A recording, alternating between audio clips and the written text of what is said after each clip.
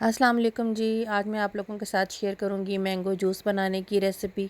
ये वही mango juice है जो बाज़ार में मैंगो फ्रूटी, ताज़ा और माज़ा के नामों से बिकता है।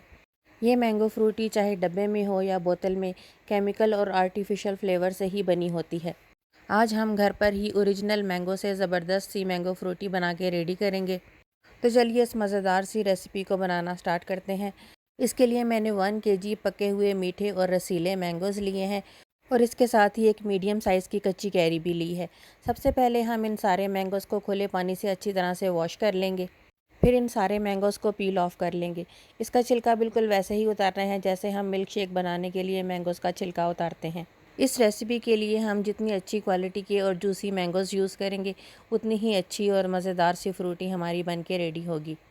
सारे पके हुए मैंगोज़ का छिलका उतारने के बाद हम कैरी को भी पील ऑफ कर लेंगे। दिखने में तो ये कैरी बहुत ही पकी हुई लग रही है, लेकिन इसका टेस्ट काफ़ी खट्टा सा है। कच्ची कैरी के यूज़ से हमारे जूस में एक टेंगी सा फ्लेवर आएगा, जो कि जूस को बहुत ज़्यादा मीठा नहीं होने देगा। आज की इस होममेड मैंगो फ्रूटी को हम ओरिजिनल मैंगो से बनाएंगे। इसमें ना तो हम कोई केमिकल ऐड करेंगे, ना कोई आर्टिफिशियल फ्लेवर ऐड करेंगे और ना ही किसी किस्म का कोई एक्सट्रैक्ट ऐड करेंगे। सारे मैंगोज़ को पील ऑफ करने के बाद हम इन मैंगोज़ की कटिंग करेंगे और गुठली को अच्छी तरह से साफ़ करके अलहदा कर देंगे। इन मैंगोज़ की कटिंग हम रफली किसी भी शेप में कर सकते हैं, क्योंकि हमने इन मैंगोज़ को ब्लेंड ही करना है। सारे पके हुए मैंगोज़ की कटिंग करने के बाद हम कैरी की कटिंग भी कर लेंगे। इस कैरी में बाल हैं, ये बालों वाली कैरी है, इसलिए इसकी कटिंग में थोड़ा सा टाइम लग रहा है। इन सारे मैंगोज़ को रफली कटिंग करने के बाद हम इसको ब्लेंडर जार में ऐड करेंगे। ये मैंगोज़ काफ़ी ज़्यादा हैं और हमारा जग छोटा है, इसलिए हम इसको 2 बैच में ब्लेंड करेंगे। इसके साथ ही इसमें हाफ़ कप पानी भी ऐड करेंगे और इसको अच्छी तरह से ब्लेंड कर लेंगे।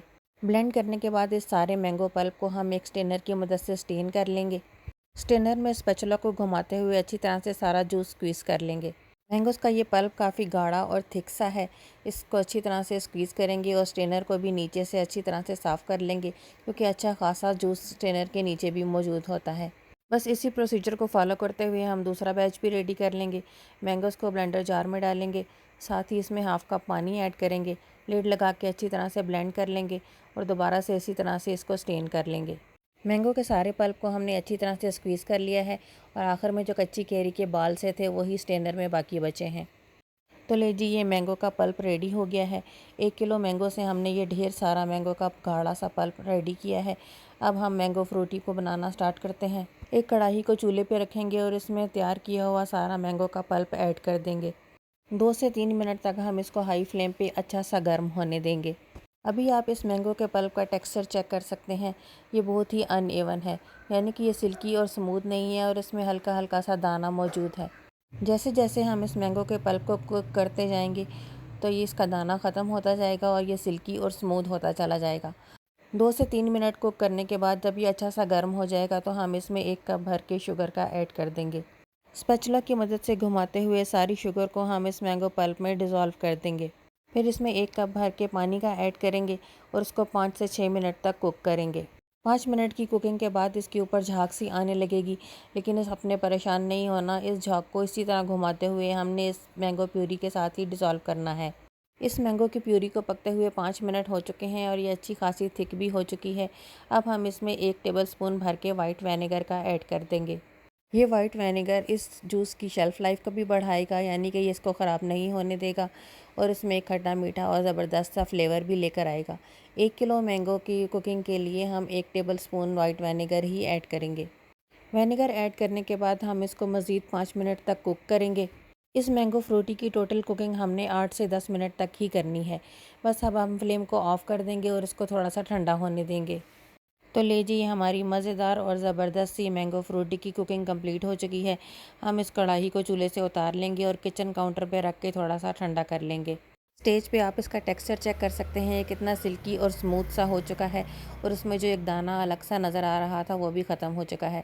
जब हम इसको कम्प्लीटली ठंडा कर लेंगे तो ये और भी ज़्यादा थिक हो जाएगा। इस मज़ेदार से मैंगो स्क्वैश को आप किसी भी ड्राई ग्लास या प्लास्टिक की बोतल में डाल के सेव कर सकते हैं। बस आम के इस शरबत को आपने धूप से और गर्म जगह से बचाना है और इसको ठंडी जगह पे यानी फ्रिज वगैरह में रख के स्टोर करना है। इस मज़ेदार से मैंगो स्क्वैश को आप 6 माह तक इजीली यूज़ कर सकते हैं। इसकी कैप को टाइटली बंद करें और इसको फ्रिज में रख के स्टोर कर लें। बस जब भी आपका ताज़ा रसीले मैंगोज़ का जूस पीने का दिल चाहे तो इसको एक बाउल में डालें, इसमें ठंडा पानी ऐड करें और साथ ही इसमें ढेर सारी बर्फ़ ऐड करें और इसको अच्छा सा ठंडा करने के बाद ही सर्व करें। तो लो जी, बच्चों बड़ों सभी की फेवरेट ओरिजिनल मैंगोज़ से बनी homemade mango Frooti drink बन के रेडी हो गई है। रेसिपी अच्छी लगी हो तो ट्राई ज़रूर कीजिएगा और अपने फ्रेंड्स और फैमिली के साथ शेयर भी कीजिएगा। फिर मिलेंगे किसी और वीडियो में किसी और रेसिपी के साथ। तब तक के लिए बाय बाय।